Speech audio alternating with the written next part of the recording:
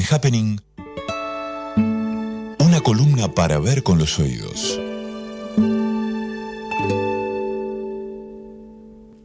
Vamos a ver con los oídos, dale. Bueno, vamos a hacer una Estamos listos para mirar. breve deriva por algunas ideas que un poco trascienden lo visual de nuestros micros habituales y que tiene que ver con qué se entendió o qué se entiende por lo moderno. Desde una perspectiva histórico-cultural bastante tradicional, la palabra moderno o arte moderno designaría el arte que corresponde a la edad moderna, digamos, o sea, el arte que se extiende desde el Renacimiento y que tiene una anécdota visible y explicable. Coincidiría con lo que hoy se denomina la modernidad clásica. Posteriormente se consideró que el arte moderno era el que se originaba con el impresionismo o a partir del impresionismo y que se caracterizaba por sustraerse a la imitación de la realidad. Y en ese caso, moderno equivalía a arte actual o contemporáneo. Contemporáneo como el arte moderno más reciente, no como una categoría estética tal como se entiende hoy. Y también podría decirse que el arte moderno, en un sentido más estricto, es aquel que nace alrededor de la primera década del siglo XX, de los años 10 aproximadamente, con la aparición de la abstracción, o sea, un arte no sometido a la imitación de la realidad inmediata, y también es una década donde aparecen los ready-made, que serían objetos hallados por los artistas y elevados a la categoría de arte, que implicaría una apropiación de la misma, o sea, de la realidad. Esas dos cuestiones, digamos, la aparición de la abstracción y la aparición del ready-made, se relacionan con dos procesos que nos permitirían comprender gran parte del arte moderno e incluso el nacimiento de lo contemporáneo. Uno tiene que ver, o sea, la abstracción, con la ampliación del horizonte figurativo. ¿Qué entendemos por ampliación del horizonte figurativo? Bueno, es un proceso que se da muy intensamente en el siglo XIX. El siglo XIX, a pesar de que es lejano, es intenso, porque justamente allí, paralelamente a las nuevas búsquedas espaciales que se intentaron, es decir, cómo desandar el espacio clásico, el espacio tridimensional, esa caja escenográfica heredada del Renacimiento, que era un panorama tridimensional traducido en términos bidimensionales, o sea, en un cuadro de 2 dimensiones, ¿no?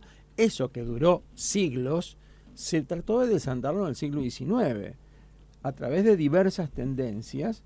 Fundamentalmente los impresionistas fueron los primeros en desandarlo más intensamente, ¿no?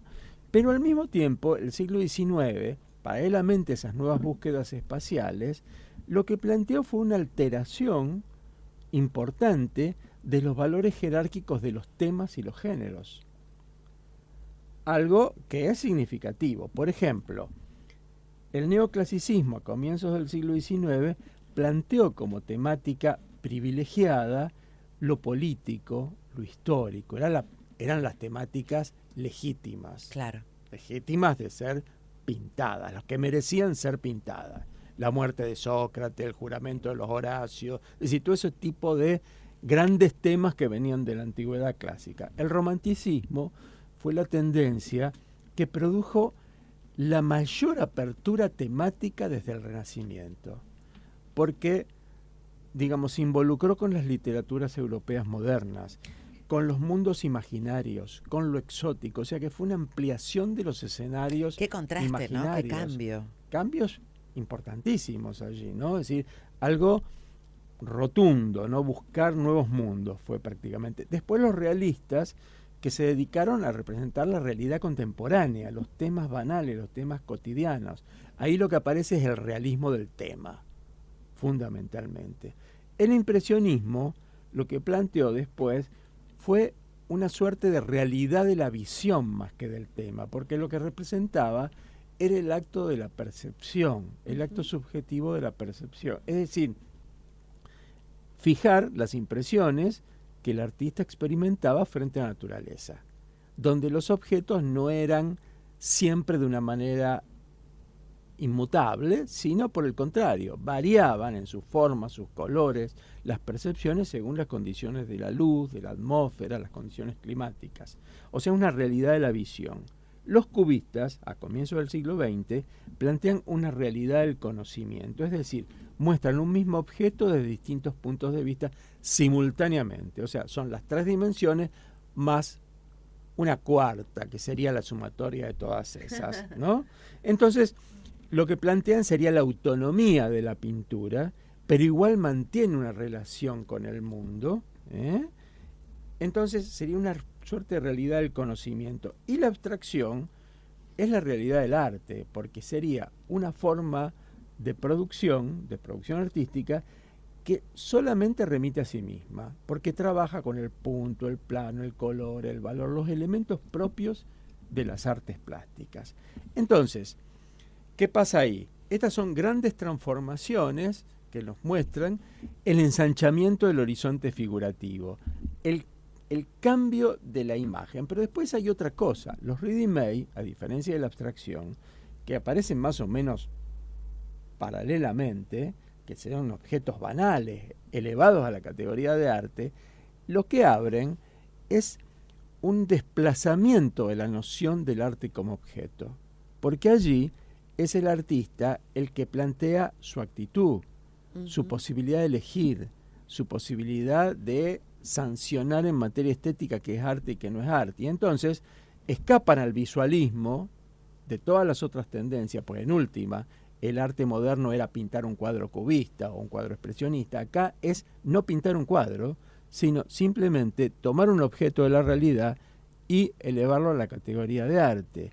Y allí se abre un proceso de transformación de la noción de obra como objeto, que es un larguísimo proceso del siglo XX, donde lo que se va a convertir en arte van a ser las acciones humanas, los comportamientos, la teoría, el lenguaje, es decir, una serie de elementos que nos llevan a un proceso de desmaterialización propio del arte moderno tardío y también parte del arte contemporáneo. Es decir, ahí tendríamos una suerte de génesis de lo que actualmente se llama contemporáneo.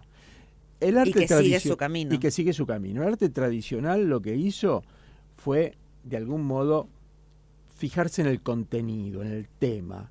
El arte moderno en las formas, fundamentalmente en el lenguaje. Y el arte contemporáneo es una cuestión de las condiciones de la producción.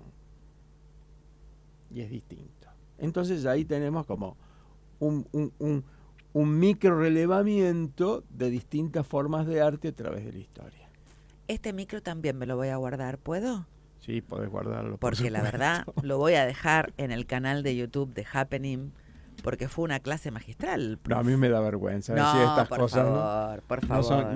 No son propias, son ¿Sabes cómo producto de muchas lecturas. ¿Cómo aprendemos con vos, no? Bueno, y de relacionar y años de lectura, ¿no?